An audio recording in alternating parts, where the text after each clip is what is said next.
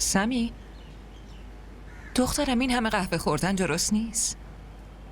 خب سرم درد میکنه. شب اصلا خوابیدی؟ چی شده؟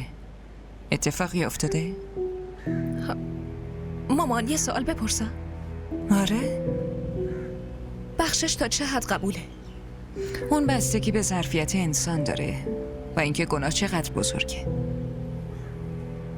مردم میگن اونی که میبخشه آدم بزرگواریه. آره، این حرف درسته.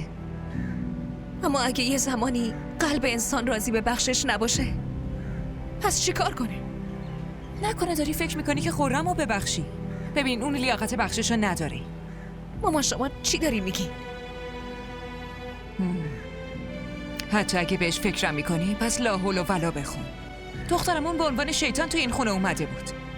همه جا یه شری رو به پا کرده و رفته.